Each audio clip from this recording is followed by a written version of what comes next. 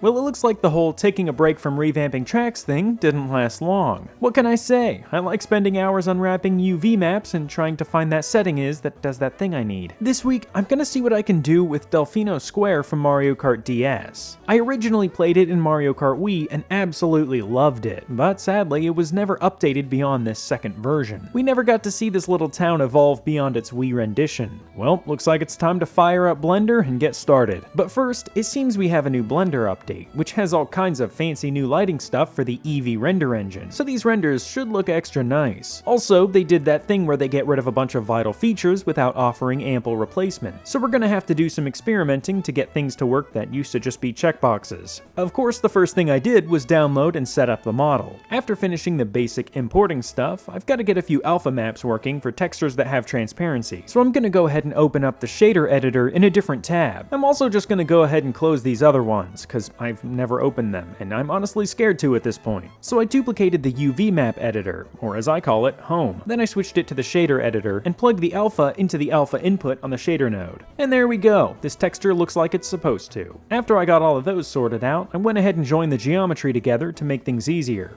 Well, things haven't really gotten easier. The issue here is that the UV maps need to have the same name in this menu if you want them to be the same object. So I went around copy-pasting the same name on all of the separate objects, and then joined them, with much better results. Now we can start really inspecting this model. I chose this track because I wanted to do a revamp video in a single week, and this map seemed simple enough. And actually, I was right, this track didn't throw too many curveballs. Blender, however, came in clutch and made sure things never got boring. Before we really get started here, I'm gonna do Ctrl-A to apply transforms to this model, since I scaled it down. Otherwise, it'll act all weird if I try to do anything slightly complicated to it. I'm also going to merge vertices by distance by pressing M while in edit mode. This is a hugely helpful thing that I've learned from comments on previous revamp videos. Thank you. Since every one of Nintendo's models seems to have things all separated for no reason. And this merge vertices thing will turn any two vertices in the same location into a single vertex, thereby turning the geometry into the way that it should have been. Now we're ready to start replacing textures, and as per usual, I started with the road texture. Instead of trying to upscale this texture, I'm just going to look for a Mario Kart 8 road texture that looks similar enough, and I found just the texture in Hyrule Circuit. After unwrapping, this looks nice. Except for where it doesn't. I messed with this for a minute and ended up deciding to just use another road texture for this section. Something that doesn't have the dotted line in the middle, since I think that's what's making this sharp turn look bad. So I found another good texture from Hyrule Circuit and slapped that sucker on. The key to making this change in material look good is lining up the seams in the brick patterns on the seam between the materials. Then I went into the shader editor and set up these textures normal and specular maps. These normal and specular maps are going to make the texture look less flat by having them react to lights in the scene in a more dynamic way. I also set up ambient occlusion on a bunch of these textures, which is another really great tip I got from the Coconut Mall video. Ambient occlusion creates shadows in corners, which is something I wish I knew about much sooner, because this looks great. Now that all those good stuff buttons are clicked, I can start trying to update some more textures, starting with the main building texture. This texture isn't going to have a Mario Kart 8 parallel, and I can't really reconstruct it in a reasonable amount of time. So instead, I'm just going to scale it up in Photoshop and use a JPEG compression removal filter.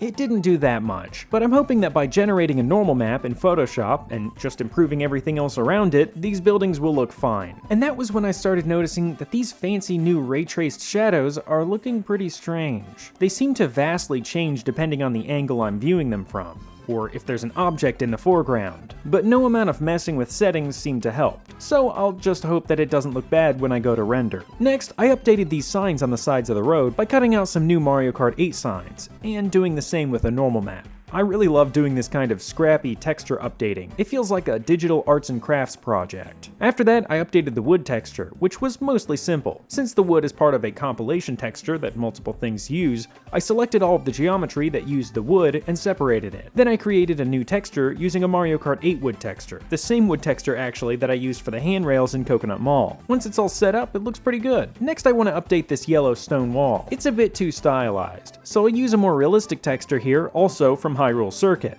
Pretty soon here, this is just gonna turn into Hyrule Circuit. I did a color overlay in Photoshop to make the brick texture yellow, but this still didn't quite look right. I needed that color variation in the bricks, so I selected some bricks and did some more color overlays. That's much better. The next texture is a pretty important one. It's this one that I ended up just naming Path and Stone. By the way, naming textures is secretly the hardest part of 3D modeling. This is a texture that's on the sides of the road and kinda just all over the map, mostly the stone half of the texture. So I scrounged up a few usable textures and stitched together something that I think will work fine. I even used a trick that some of you guys told me about in the last video, where you tile a texture using Photoshop's offset filter.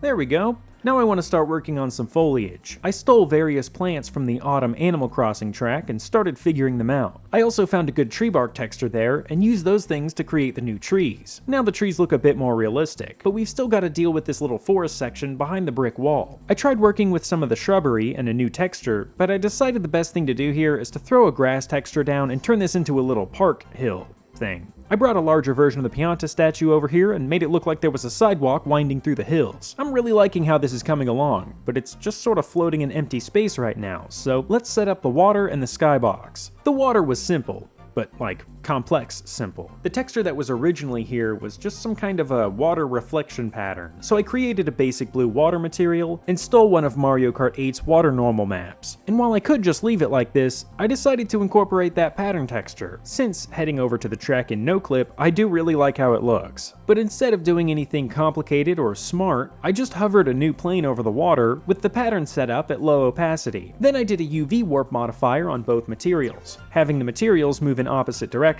Then subdivide it and add a wave modifier to both, and this is looking pretty neat. I also used the ambient occlusion here, but instead of leaving this input empty on the mix node, which indicates black, I plugged in a white color. Now it looks like the water is actually making contact with the wall, not just clipping through it. The skybox is a similarly simple yet slightly confusing process. First, I make a UV sphere and scale it way up. Then I can shade it smooth and use this sky material from a certain Legend of Zelda themed track, using it both as the base color and the emission map. That way it glows. This looks pretty good, but there's an issue. The sunlight that I made can't shine through it. Luckily though, Blender thought ahead and let you set the shadow mode to none. And then unluckily, they thought back behind again and got rid of that option. So what now? Well, I figured out something that seems to work. You'll notice over here there are a few backface culling options, one of which is shadow. But this won't work because we're actually inside of the sphere right now. So it's the front faces that the sunlight is hitting, unless we select all of the faces and press Alt-N and then flip the normals, thereby insiding the sphere out and letting the light pass through.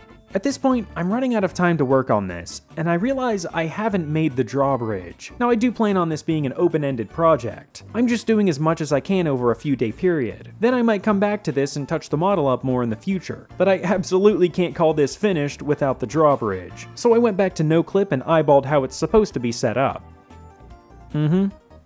Yeah, so I don't think they figured it out either. But based on these components, I think I can piece together how it's supposed to work. I started by making a metal wheel on the side of each post. Then I made a bar that goes across on each side and cut them in half. Then I set up a wooden bridge and put the ropes going up to the bars. And after some playing with the different pieces, it seems like the bars should lift upward and pull up that half of the bridge with the rope. But the rope won't line up with where it's supposed to connect unless the bar slides back. I'm not sure about the mechanics or math on this, but the bars gotta rotate upward and slide back. Once everything was animated, I parented everything to an empty object. That way I could just get rid of this other unanimated half and duplicate this new one over.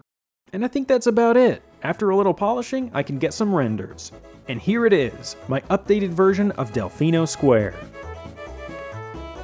Or at least my first rendition of it. Like I said, I think it'd be really cool to come back to this and see what another few days of work could do for it. And so I want to know, what do you guys think could use the most work here? What should I update next on this? Anyways, I had a lot of fun doing this. I hope you enjoyed watching. I'll talk to you later. Thanks.